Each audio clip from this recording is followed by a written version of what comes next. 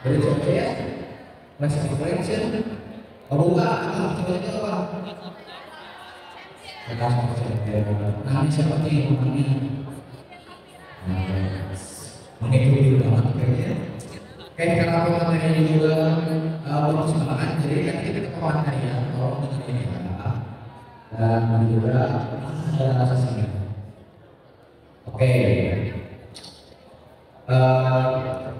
Acara selanjutnya kita akan masuk nih ke materi beliau ini yang tadi disebutin. Beliau adalah peserta dari COC dan beliau juga lulusan dari Unpad jurusan kimia dan akan membahas tentang finansial sekelas mengelola alat Islam. Siapin pertanyaannya baik-baik, siapin buku catatannya baik-baik. Kalau ada yang ditanyakan boleh ditanyakan langsung. Kalau ada yang menarik tolong dicatat dan tolong diamalkan ya. Jadi jangan hanya tersimpan di buku, tapi juga bisa bermanfaat ketika kita nanti. Oke, karena ini juga temanya lumayan menarik ya tentang finansial. Bagi teman-teman yang mungkin tetap bulanan dari orang tuanya bisa diolah nanti teman-teman lagi ya. Kita sambut Kak Fahmi.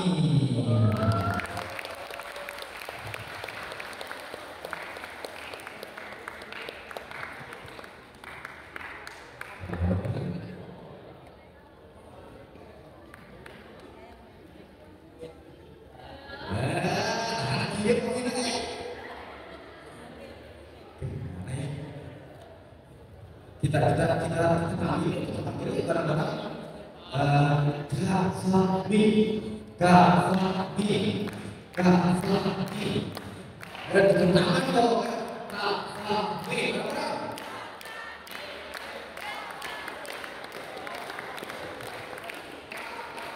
Dan muncul di tengah tampilan Kak Fahmi.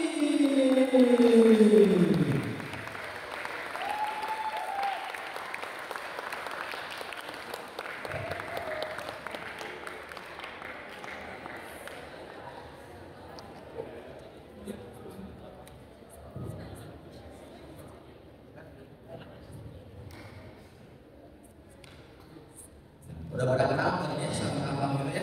Karena bisa kenal Kak Fahmi dari para tamu ya. Boleh langsung aja Kak Fahmi, silakan. Boleh. Halo teman-teman, selamat pagi.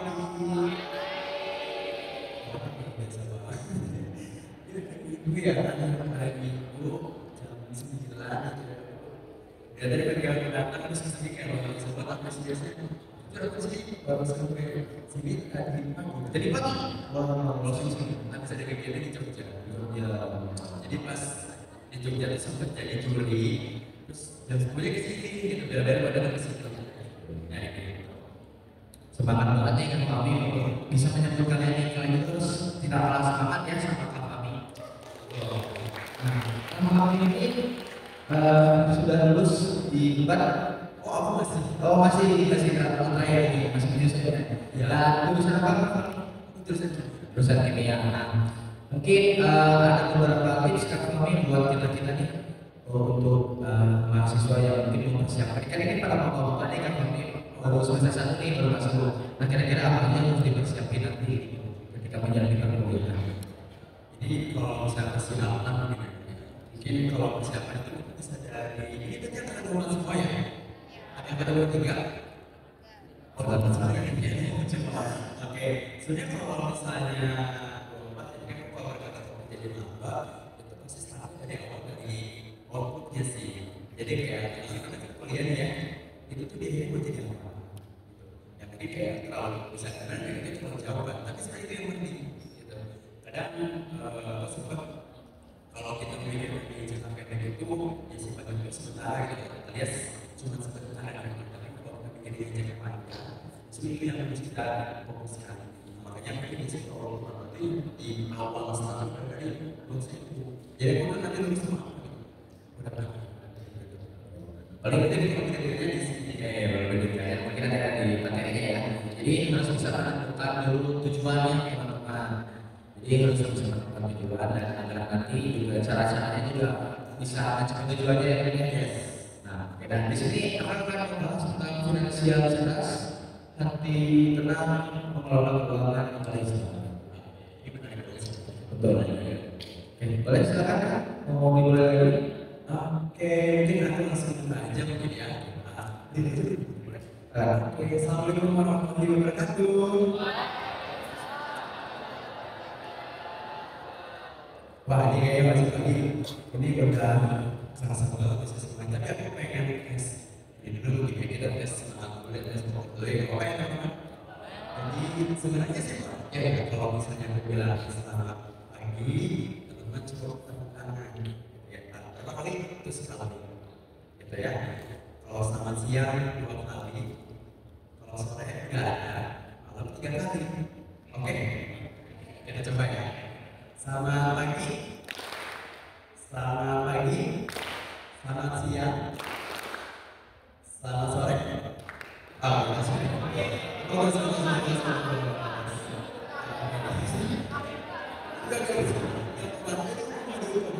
Lagi. Oke, kita coba lagi ya. Selamat sore.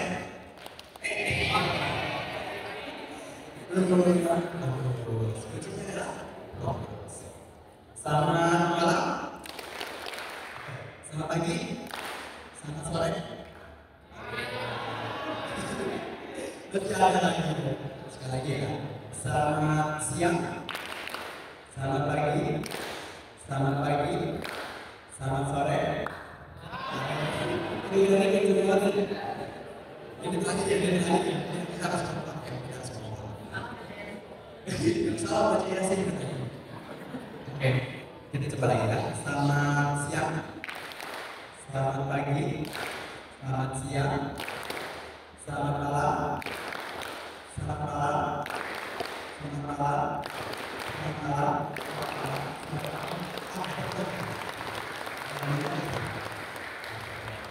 Ya, biasa.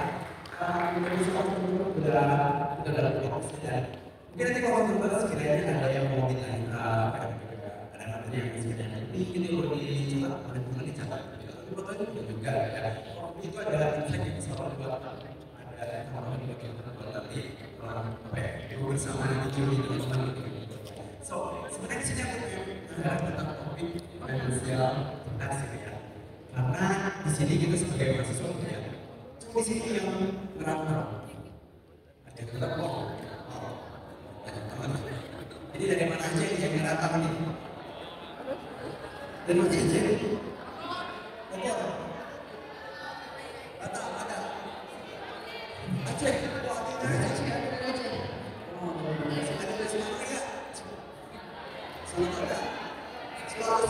Sulawesi oh Sulawesi ada Kalimantan luar biasa. Oke, thank you. Dari semua itu di sini ada yang dari Indonesia, Kalimantan, Sulawesi, ya. Wah itu memang dari sini Pak Merantau, benar ya? Oke, nah sebenarnya apa sih tujuan kita gitu ya? Jadi teman-teman ketika mungkin teman-teman khususnya yang merantau ya, ketika adanya teman-teman bisa mandiri, udah mandiri dalam artian ya kalau misalnya sekarang kita mungkin punya di rumah tuh misalnya kalau baju cuci tangan atau apa gitu ya, tapi kalau sekarang harus sendiri, itu ya, juga ke bagaimana kita mengelola uang, karena mungkin kita bisa sama orang tua nih, jadi sekian, bagaimana kita menghandle itu dengan baik. Nah ini yang mau kita bahas ya, ini tentang finansial kita. Kenapa itu begini?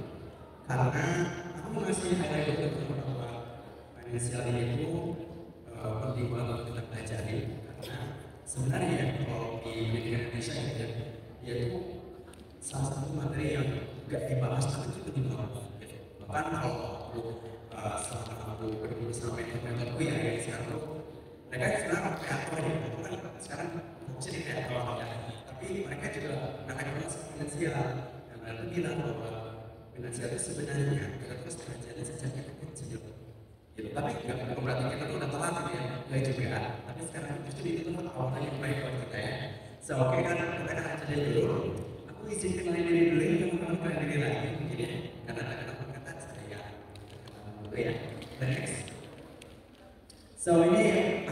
dari kita bersama ya, Fahmi dipanggilnya Fahmi. Ya aku sekarang tamatin ya, karena dulu lulus tahun.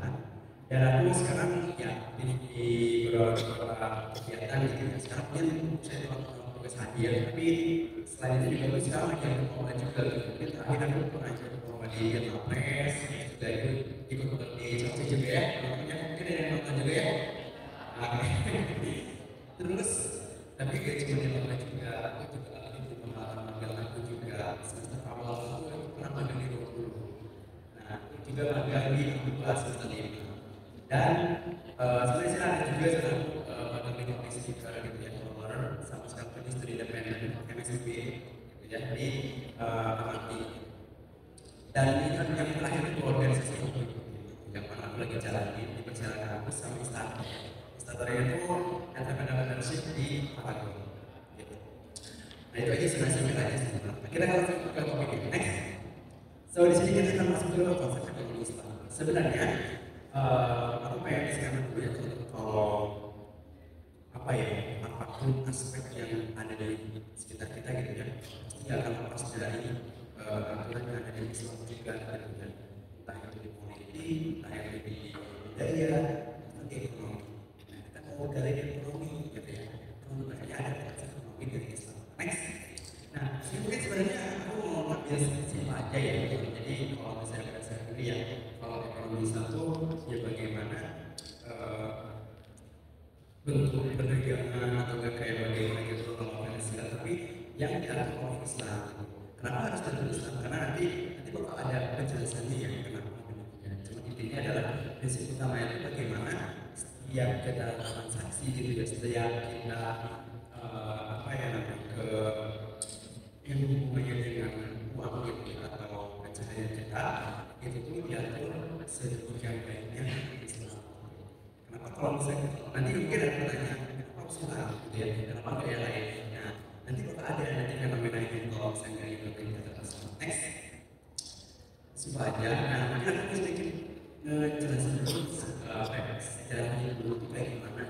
Jadi dulu ketika masalah Islam gitu ya, waktu masa Rasulullah gitu ya, itu ada dua ada apa namanya perdagangan. Jadi kayak mungkin kita tahu bahwa di udah dari dulu banget kita tuh di Islam gitu ya, kalau misalnya kita mau ibaratnya itu jadi seorang yang kaya gitu, itu adalah berdagang kayak gitu ya. Nah dagang itu ya kita bisa berdagang apa ya, bisa berdagang makanan gitu dan seterusnya. Memang sampai sekarang itu terapkan dan memang apa ya itu tuh jadi salah satu caranya gitu, bagaimana kita tuh memperoleh finansial dari yang secara baik. Nah di sini konsep itu ada zakat juga gitu, ada bagi hasil itu kayak hidup zaman dulu itu tuh ada juga yang namanya bagi hasil. Jadi maksudnya itu bagi hasil kayak gini, misalnya kita pengen jual sesuatu gitu ya, tapi uangnya kurang.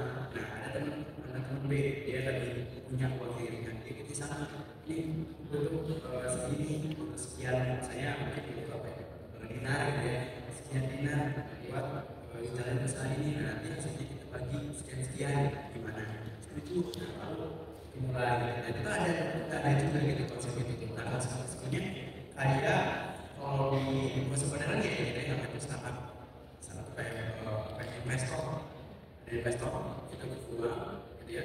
Jadi kita menjalani usaha ini, kita butuh uang segini, nanti kita udah jalan, hasilnya kita bagi segini. Nah itu zaman modernnya, tapi macam belum ada juga gitu, tapi ya banyak bagi hasil. Next kita masuk ke hasilnya. Nah sekarang kita masuk gitu ya. Jadi masalah depan juga sama ya. Jadi mudah-mudahan menerapkan ini konsep Islam juga, gitu ya. Bermuamalah gitu dengan ada transparansinya dan sampai sekarang ini ya sekarang kita masuk ke Islam ya itu sama gitu. Kita ada transaksi yang mana itu mengedepankan transparansi dan juga keadilan kayak gitu. Oke, next ini sebenarnya singkat aja ya. Cuma kita akan masuk ke penyidikan. Nah ini sebetulnya tadi kan kalau dari transaksi sejarah tadi gitu ya, itu dalam perkembangannya itu ada hal yang sebenarnya menyimpang. Makanya mungkin kalau kita baca apa ya, sejarah Rasulullah gitu ya, dari perjalanan hidup beliau itu ada gitu bahwa ketika zaman itu ketika perdagangan itu disalahgunakan gitu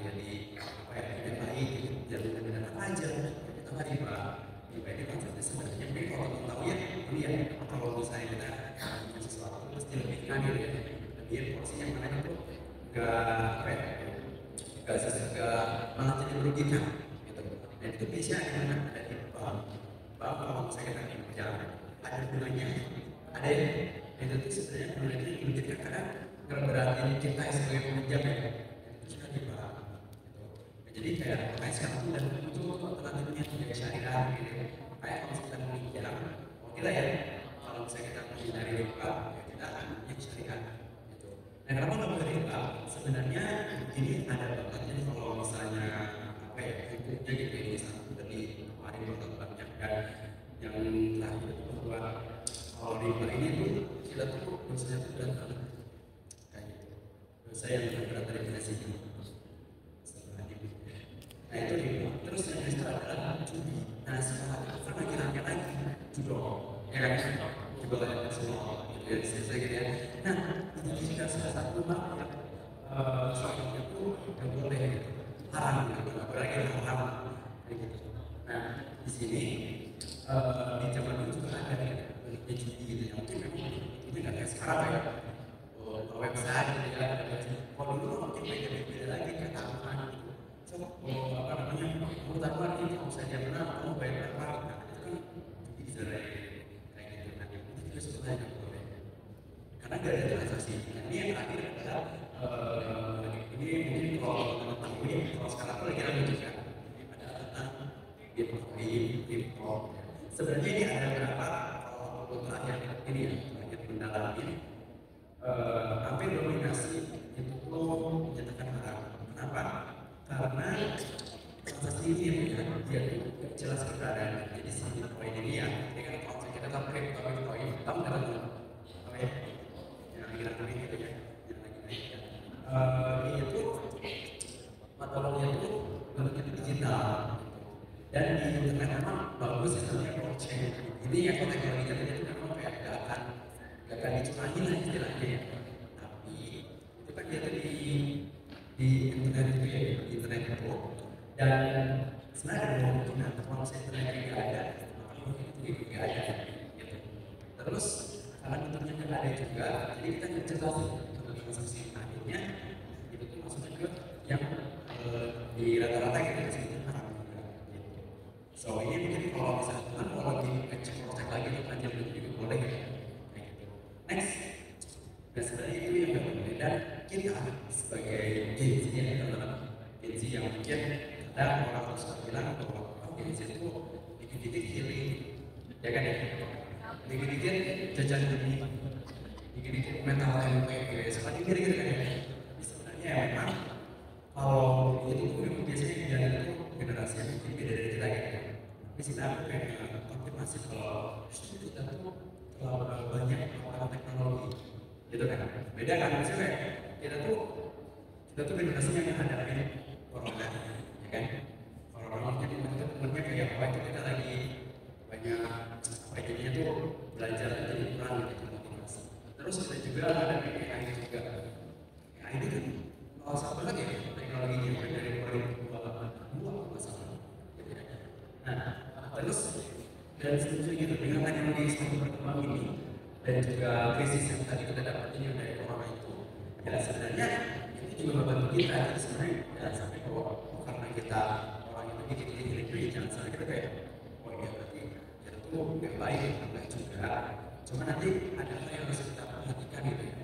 Nah, kita yang sering kita hadapi itu adalah gaya hidup yang ada karena teknologi ya.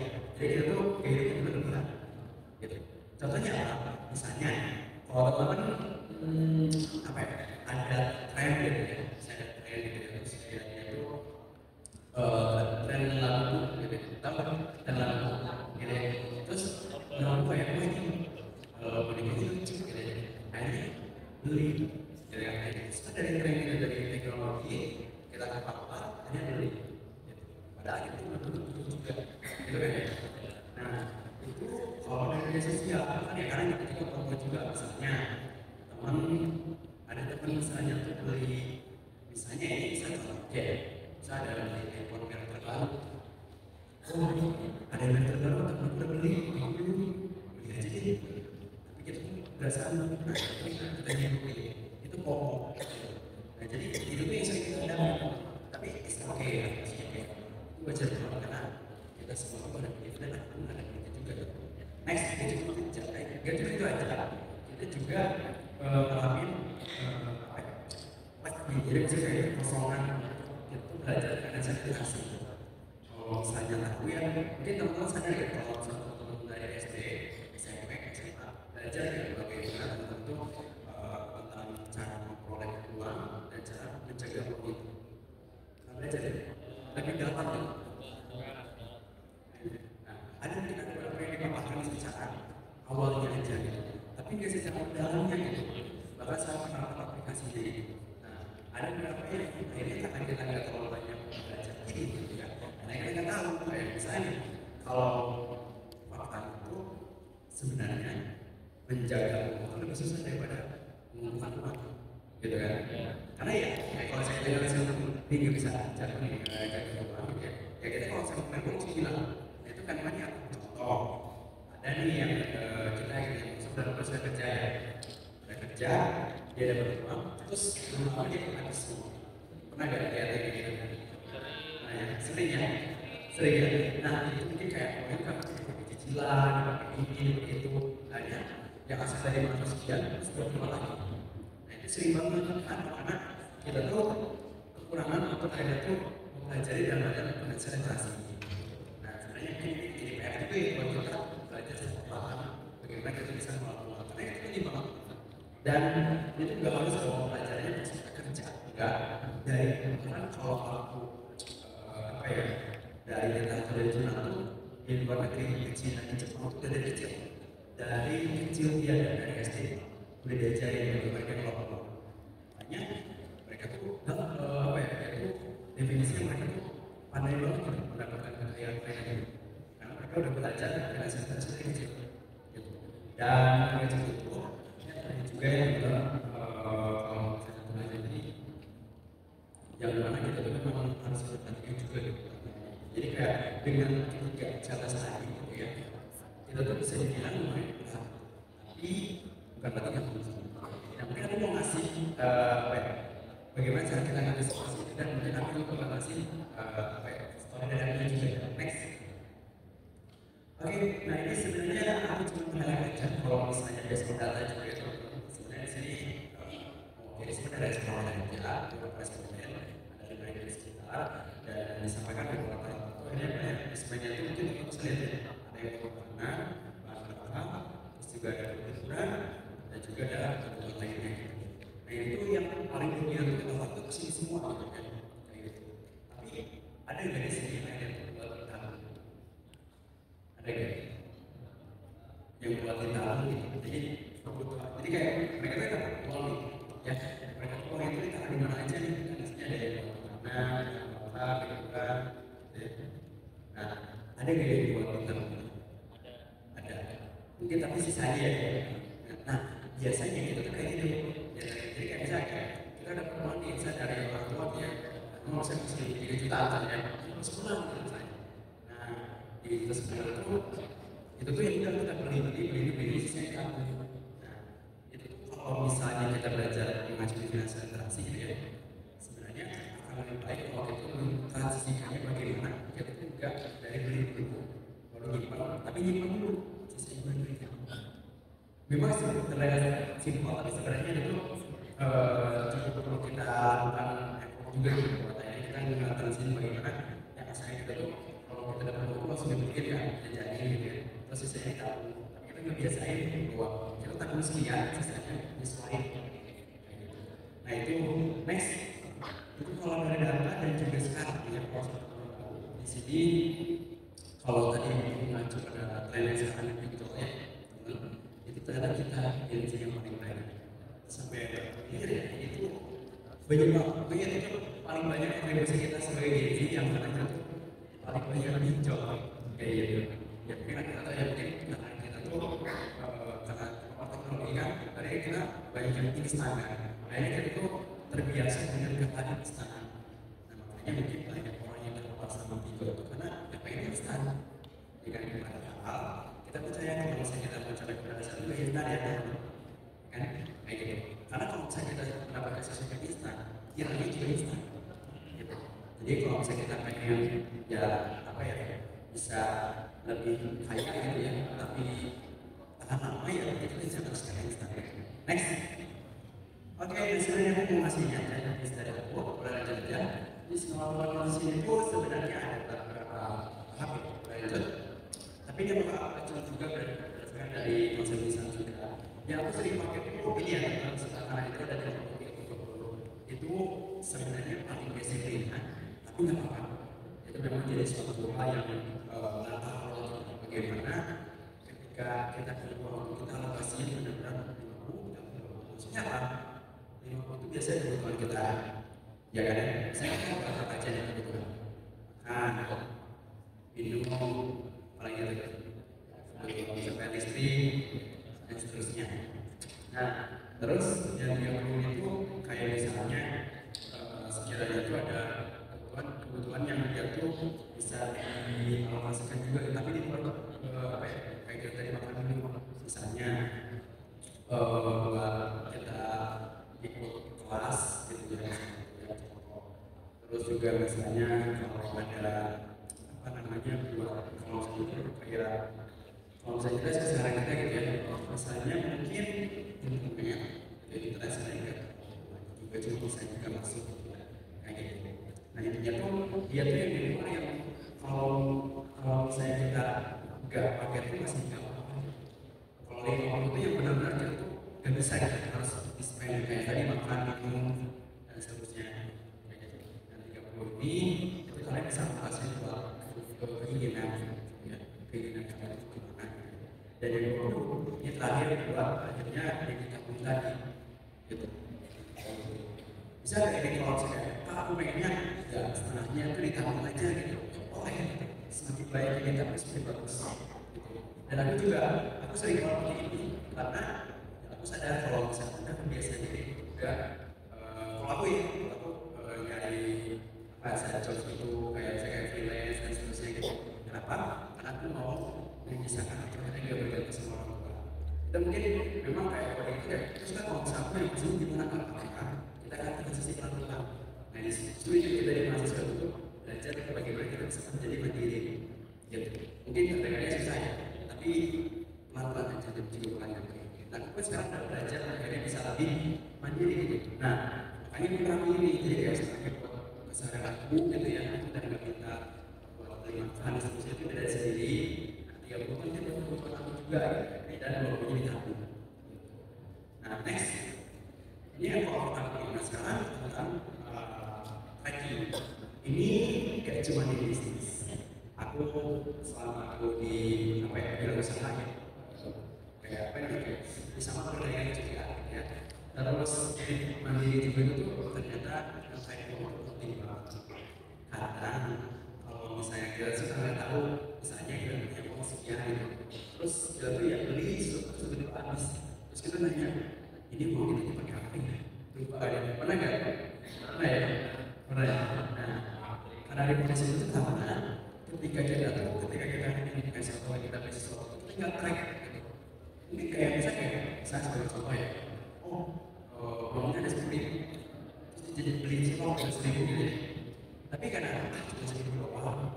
Tapi kalau 1.000 itu besoknya beli lagi, karena kita habis ya, ya. Nah karena nggak track itu akhirnya tadi ini kemana aja kayak gitu. Dan karena kalau misalnya di track itu kita jadi bingung juga kalau misalnya kayak jadi kita pakai nyapa aja karena nanti buat kedepannya itu bakal ngefek kemana misalnya kalau teman-teman kerja nanti ada kemungkinan seperti contoh tadi ada di gimana kalau satu gajian itu langsung habis kalau kita nggak track itu pertama. Kedua kalau misalnya teman mau di bisnis ada yang tertarik di bisnis ya banyak dagang ya. Nah, kalau saya mau melakukan bisnis dagang, ini tuh penting banget. Start dari basic, dari diri kita sendiri. Nanti ketika kita udah bisa nih, kita tuh di apa ya di track gitu ya. Nah, nanti di bisnis itu bakal kita sendiri gitu. Nah, dengan tracknya nih sebenarnya kalau bisa, kalau aja aplikasi ya, kalau kita di apa gitu ya, itu coba aja download aplikasi buat track nanti ya, atau bisa juga lewat Excel. saya juga bisa ada beberapa yang dia tuh aplikasi yang ada template-nya gitu. Nanti bisa teman-teman coba cek juga gitu. Kalau aku misalnya kalau di Excel ini itu ada sebenarnya lupa ya, cuman aku tuh sempat ngepoin salah satu akun Instagram gitu, dia tuh punya template-nya gitu. Saya sebenarnya nggak lihat sih, cuman ya itu mungkin juga buat aku gitu. Ada yang punya trik gitu. Jadi pada akhirnya trik ini penting. Next, lanjut sekarang ke ini ya tentang ini ya, tentang investasi. Nah, tentang kalau misalnya investasi, mungkin aku yang tanya nih, menurut kalian kapan kita harus investasi? Jadi misalnya kira-kira kapan? Ada yang mau jawab? Ya, Kapan gitu keadaan seperti apa kita perlu berinvestasi? Kira-kira ada yang tahu? apakah kita pas kerja? Ada uang? Oke. Nah, aku bisa ngasih jawab ya. Jawabannya dari yang pasti udah ada penghasilan gitu. Tapi kadang yang kalau misalnya nanti apa ya kalau di luar lagi gitu ya di apa ya di lingkungan yang lebih luas itu selalu ada stigma bahwa investasi itu terlalu ada terlalu banyak. Biasanya kalau aku sering dengar itu ada di atas 100 juta baru boleh investasi. Sebenarnya enggak juga. Kenapa? Jujur ya kalau investasi itu istilahnya tuh dia tuh bagaimana kita tuh mempertahankan nilai nilai kita gitu. Jadi teman-teman kalau misalnya dari ekonomi ya itu ada inflasi. Nah itu kejadian gara-gara apa? Gara-gara konsep yang di sekarang diterapin sekarang gitu ya dia jadi sekarang tuh gara-gara konsep Islam itu yang mana yang ada dari bawah. Nah itu sebenarnya efeknya inflasi. Gitu. Inflasinya ya bagaimana kita mempertahankan nilai nilai kita gitu ya. Kita investasi. Gitu. Nah investasi ini kan apa ya istilahnya itu dia bisa dalam modal yang kecil dan besar. Terus pertanyaannya apakah kita harus tunggu uang banyak dulu baru kita investasi itu juga.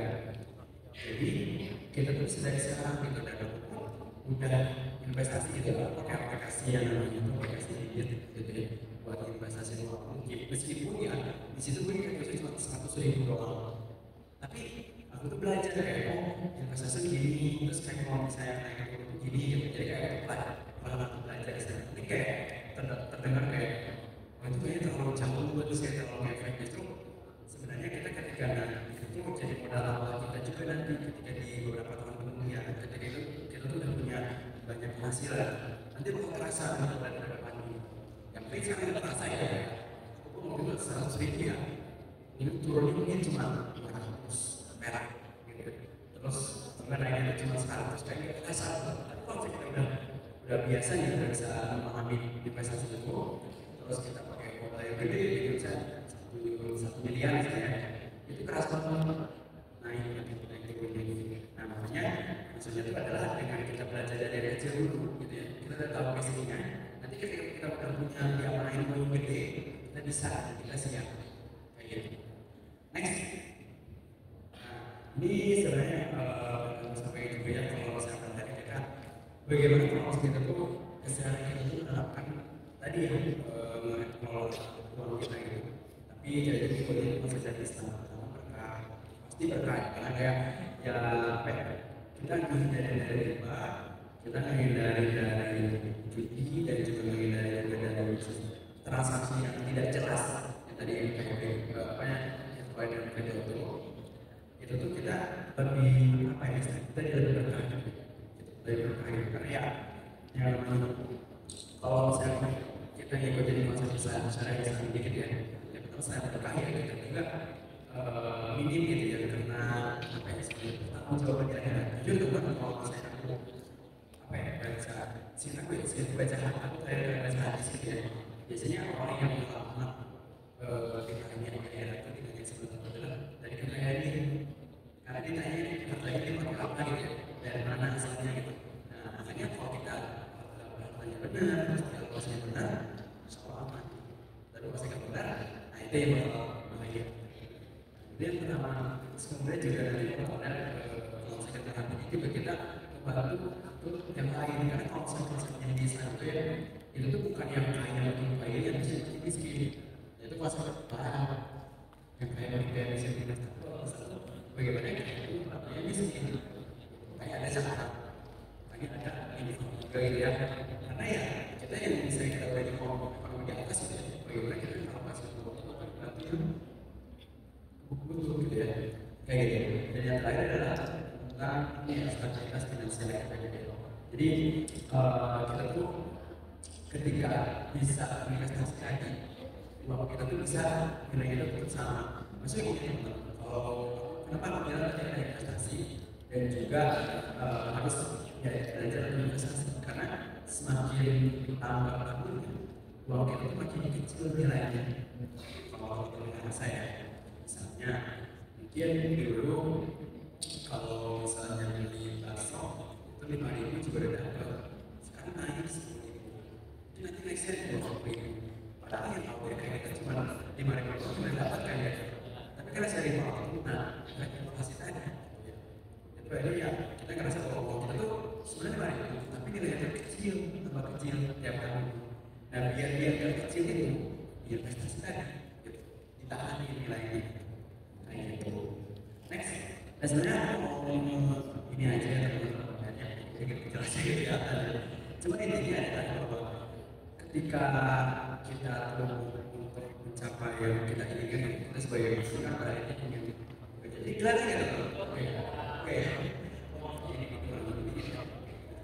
jadi intinya di sini sampaikan bahwa kalau misalnya kita kan kalau misalnya kita sebagai mahasiswa ya, kalau satu lainnya ingin mencapai kesuksesan kita gitu ya, untuk kebahagiaan orang tua gitu ya, untuk membantu ekonomi orang tua gitu ya. Salah satunya itu pasti membantu ekonomi orang tua dan pasti caranya dari kita tadi mencapai dagang, benar. Nah, dengan cara kita dagang dan ekonomi aja itu kita akan dapat uang itu. Nah, aku cuma nyampein ini bahwa menjaga uang itu lebih susah daripada menggunakan uang. Makanya bukan berarti kita tuh apa ya? Kita mungkin sekarang kita kuliah gitu ya, terus kita belajar bidangnya masing-masing. Kita akan mendapatkan skill, mendapatkan uang, benar ya? Tapi kita jangan lupa bagaimana kita mempelajari bagaimana kita berpikir untuk menjaga uang itu. Jadi itu tuh dua hal yang sebenarnya beda, kayak gitu. Menjaganya ya bagaimana kita tuh mengalokasikan dengan yang benar gitu. Mungkin ada sedikit tadi ada pada kalau ketika aku sekarang udah di tingkat akhir ya, jadi udah sekarang udah mulai bisa dapat masukan gitu. Nah sekarang aku juga belajar untuk bagaimana menjaga uang itu gitu, untuk tetap ya ibaratnya bisa tahun apa gitu. Caranya gimana? Pertama yang aku lakukan adalah investasi. Saya ada latihan kalau aku punya uang ya, itu pasti dipakainya buat kayak menambahkan skill aku. Misalnya, mungkin kalau saya kita lihat tadi saya kayak bisa ikut kelas bayar itu kayak gimana gitu ya. Tapi nanti ke depannya teman-teman mungkin pernah ngerasa juga bahwa kalau ikut kelas itu penting. Kelas dan lain kelas bayar ya, kayak gitu. Karena apa? Karena aku di sini aku jurusan kimia. Sekarang aku lagi belajar ya kita pakai lagi. Dan gue cuma itu, gue juga belajar kelas kreator.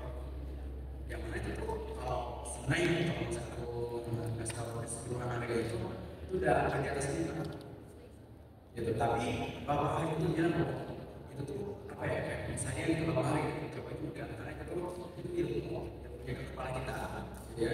Nanti pelan-pelan itu bakal upgrade gitu. Jadi misalnya gitu, kalau kita nggak bagusin mesin pencetak uang, ada yang saya pakai pasti uangnya bakal lebih banyak kan.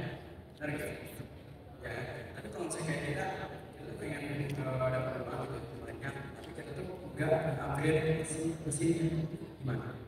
Ya tetap kayak gitu aja kan ya. Nah, itu sama kayak kita. Jadi misalnya kalau kita kan yang menghasilkan uang kita dari pikiran kita kayak kita kayak mikirin gimana saya dapat uang untuk jualan dan sebagainya. Itu pikiran kita.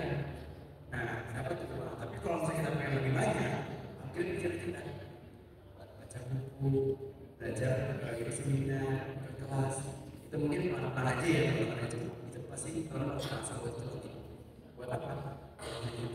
Jadi nanti uangnya lebih banyak dan nanti sekali lagi teman-teman belajar menjaga uang kayak gitu saja teman-teman. Itu sebenarnya dari puasa ini ya, karena kita akan jelas nih. Next, berarti sebenarnya aku dari sini ya mungkin kayak aku pengen lebih banyak diskusi aja teman-teman, jadi kayak yuk break buat kita diskusi bareng gitu ya tentang financial ini gitu ya, financial management atau mungkin tentang atau mungkin kalau menurut coba gitu ya. Oke, thank you. Kita selesai. Terima kasih banyak.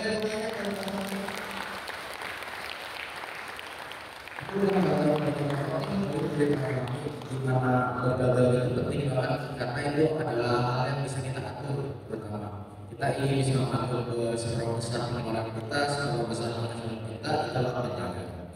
Terus gadget ini adalah paling banyak pinjolnya di beredarnya di bawah ini sangat berita dulu banyak di kita karena ini memang banyak ketergantungan pada hal yang besar. Kalau juga tadi kurang baik itu misalkan segala sesuatu itu instan.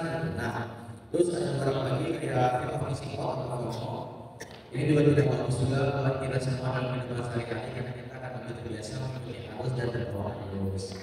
Terus juga track uang itu track money juga sungguh sangat penting juga bagi kita agar kita tahu penghasilan kita berapa, pengeluaran kita berapa, agar kita lebih bijak lagi menggunakan uang.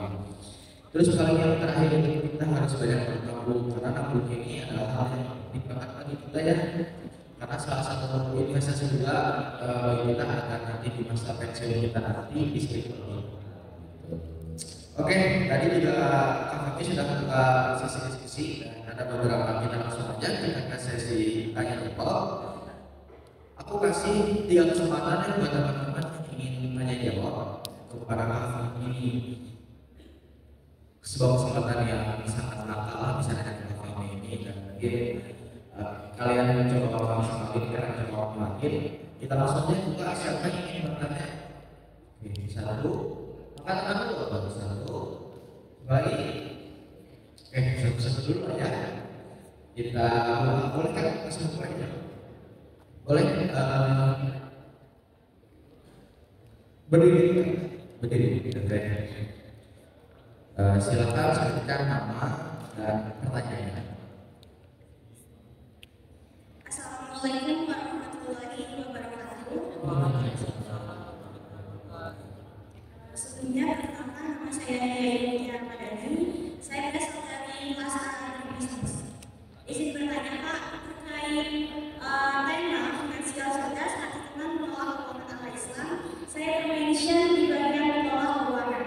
Ketika saya mendengar mengelola keuangan, saya ingat memanage dan memanage itu kembali lagi ke diri masing-masing. Nah di sini saya minta basic perspektif dari kakak, bagaimana pengalaman kakak cara memanage keuangan di era globalisasi, apalagi pada marak-maraknya itu belanja online yang sangat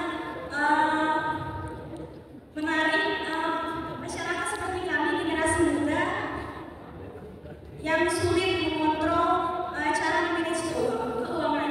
Kemudian saya ingin bertanya juga, apa pandangan kakak terhadap orang yang memiliki kepribadian dia pintar mengelola keuangan, memanage keuangan, namun dia merugikan temannya.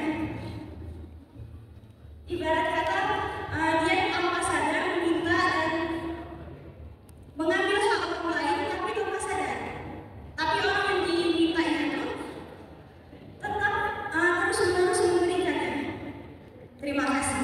Wassalamualaikum warahmatullahi wabarakatuh.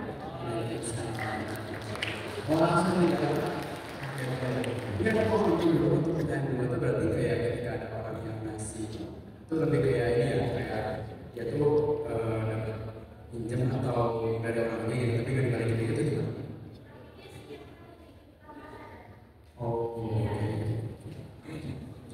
Oke, so aku mau izin jawab ya? Silakan.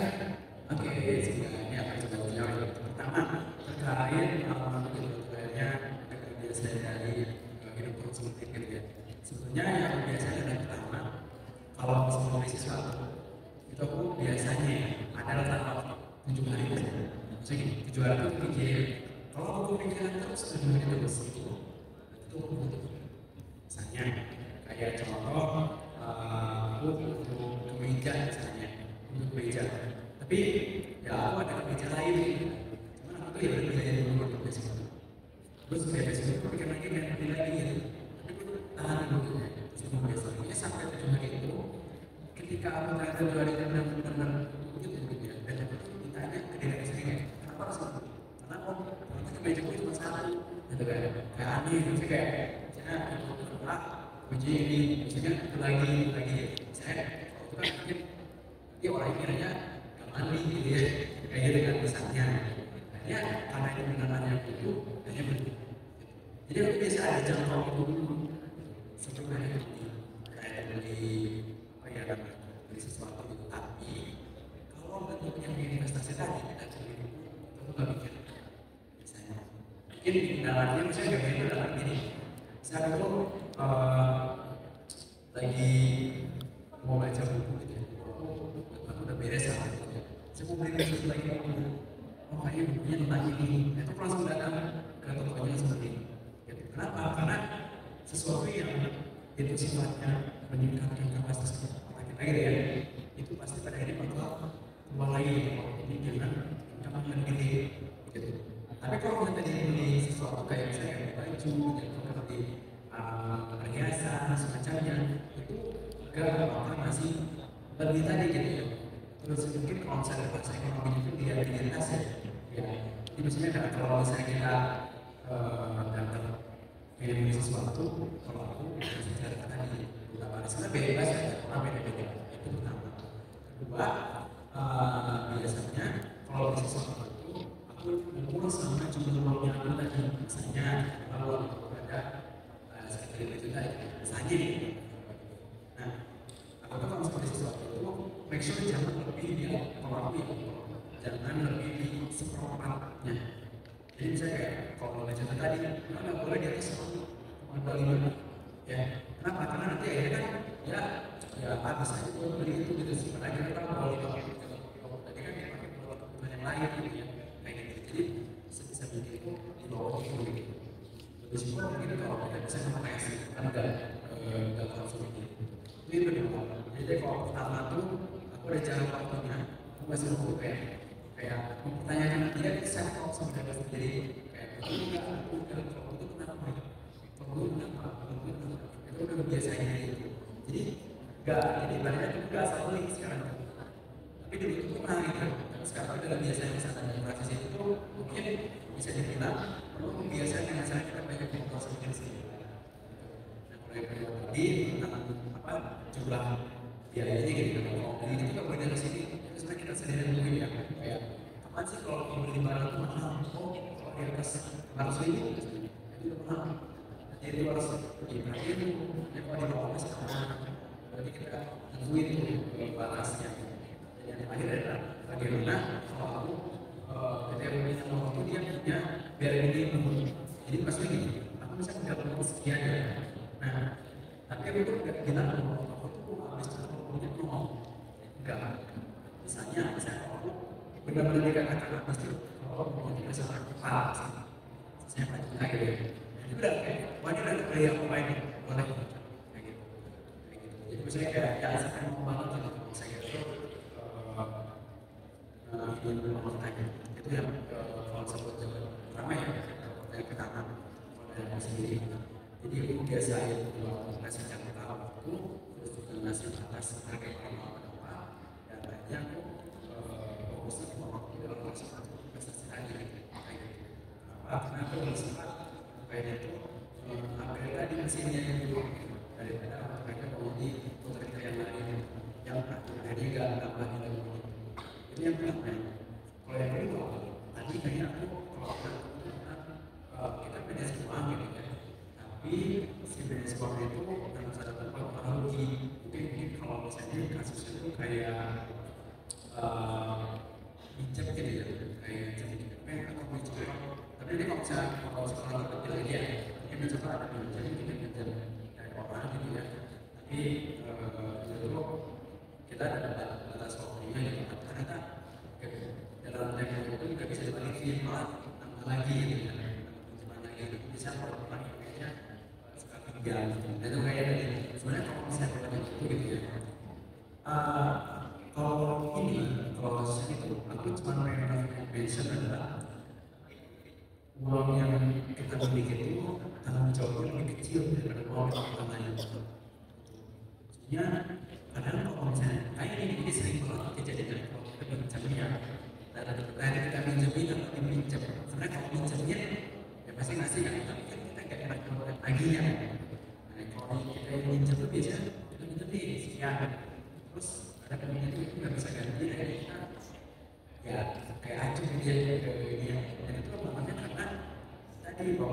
ruang orang itu ya karena kita udah jadi mikir aja kayak rasa ini padahal orang lain itu orang lain rasa mikir gitu.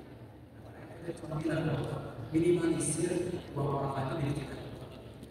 Jadi jangan sampai pinjam tadi gitu. Kayak kalau misalnya kan ada pinjol gitu, pinjaman atau apa, itu mungkin dalam satu kondisi boleh tapi dengan berbagai syarat. Jadi sangat ini buat pinjol kayak gitu. Karena dari data referensi yang cuma juga gitu ya, orang itu kalau misalnya apa ya, orang itu tingkat stres kita gitu boleh kerja itu lebih rendah kalau kita pakai pinjaman. Kenapa? Kalau kita pengen ini, mereka mikir gimana melalui gitu ya, nyarinya dari mana gitu. Jadi meskipun kalau saya tadi kasusnya tadi, ya itu sebenarnya itu dari tahap yang mungkin semua tempat gitu ya. Mungkin boleh kalau kita pinjam tapi jangan jadi terbiasa. Kurang lagi kalau orang lain itu kan tanggung jawabnya lebih gede. Mungkin kalau sekarang ya udah akhirnya dipinjemin kan tadi gitu ya, setiap terus kayak gitu kayak ya udah berdoa gitu ya, jadi balikin gitu ya. Tapi kan di akhirat kita dan kalau aku mention ya bahasa yang kayak singgung ya, biasanya ketika ada orang yang dia tuh kepalanya banyak gitu ya, tapi di akhirat dia nggak senang kan karena dia banyak hutangnya, itu ada semua di akhirat. Kalau misalnya ada orang yang habis, terus orang lagi dikasih ke dia, nah itu baik itu kalau pinjam yang dibalikin sama itu enggak kayak gitu sih.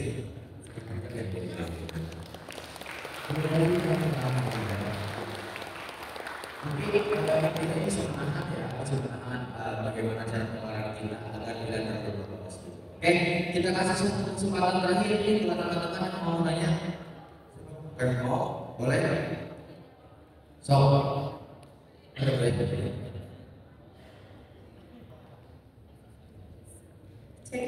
Bismillahirrahmanirrahim. Assalamualaikum warahmatullahi wabarakatuh. Waalaikumsalam. Izin bertanya, sebelumnya perkenalkan saya Nisa, saya dari jurusan manajemen Infrastruktur. Sedikit menyinggung tentang keutamaan Islam atau Islam. Tadi disebutkan mengenai riba dan zakat. Nah, di sini saya ingin menanyakan bagaimana cara kita itu tahu bahwasannya investasi ataupun transaksi kita itu bersifat halal gitu. Saya coba kasuskan ya kan mengenai tentang salah satu e-commerce yaitu Shopee ada Shopee. Nah, saya izin menyinggung aja kan. Jadi di Shopee ini memang di kesepakatan para ulama pun ada program mengenai hidup tersebut. Nah, di kasus Shopee ini kan kita membeli hari ini barangnya sudah datang, namun kan dibayar di pekan selanjutnya maupun di bulan selanjutnya dan dengan harga yang berbeda. Kita beli misal kita beli harganya 10.000, namun kita menggunakan sistem Shopee ini untuk pekan depan itu harganya naik gitu kan, mulai dari entah naik ke 1.000 maupun 2.000, namun kan di sini kan ditekankan adalah adanya suatu penerapan harga yang dimana kalau misalkan kita berkacamata gitu dengan realita, kita nggak bisa menerima bahwasanya suatu hal itu suatu hal yang pribadi. Nah, saya ingin bertanya, apakah benar itu atau benar pribadi? Apakah Shopee ini termasuk riba atau tidak ya? Terima kasih. Oke, jadi sama sekali pertanyaan luar biasa. Ini kan jadi kita kajian ya. Oke, baik. Aku mungkin akan coba jawab dari perspektif aku juga ya, yang belajarin. Tapi kalau saya nggak setuju kembalikan lagi ke teman hadisnya. So, kalau misalnya ditanya lagi, apakah itu masuk riba? Tadi pertama gitu, kan kalau misalnya kita pinjam, saya pinjam 500 orang, oke mungkin 100. Kalau kembaliannya dikembaliin 500.000, itu udah lebih. Jadi itu udah masuk riba juga ya. Karena apa? Karena pinjam itu ya kan dia pinjamnya 500 kan ya. Dia harus kembali 500 juga, tapi harus tambah sedikit gitu kan. Nah, jadi maksudnya adalah kalau konsep itu meskipun ada peningkatan yang ya, itu cuma seribu yang mungkin angkanya kecil, tapi dosennya besar riba ya. Karena ya segala sesuatu yang akhirnya transaksi tadi gitu ya, yang nilainya sekian lebih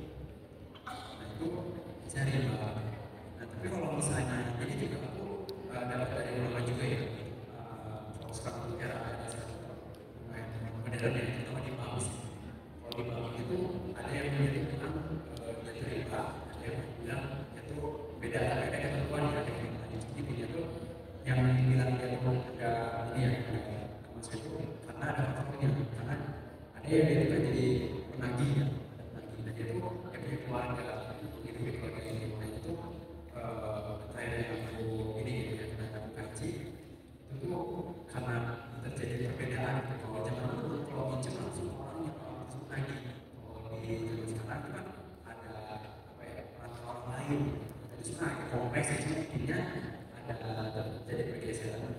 Jadi kayak ada beberapa yang dia tuh bukan cuma kalau misalnya takut gitu kayak kalau saya di bank ya saya bakal sering kalau misalnya di bank maka saran yang paling baik adalah ambil yang syariah kayak gitu itu udah malah bermanfaat. Tapi kalau misalnya kalau itu kayak dibayar tidak saja gitu ya yang mungkin hal pertamanya kita pelajari dulu nih polanya itu barang ini kayak gimana kayak gitu.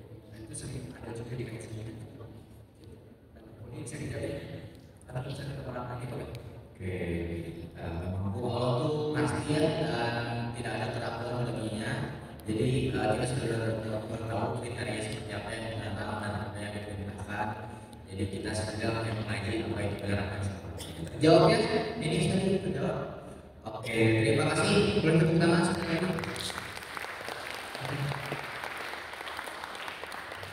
Dengan pertanyaan tadi kan itu merupakan pertanyaan kita secara teman gaya kali ini. Cuma akan ada beberapa perangkat tulis penjelasan belakang yang akan diberikan oleh teknologi kepada akan sebagai simbolis ya di sini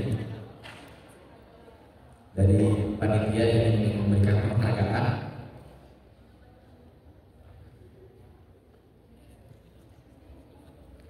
Dan nanti juga ini kita foto bareng sama teman-teman.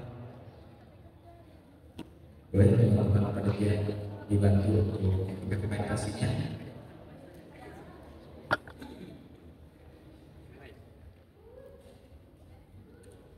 Satu, dua.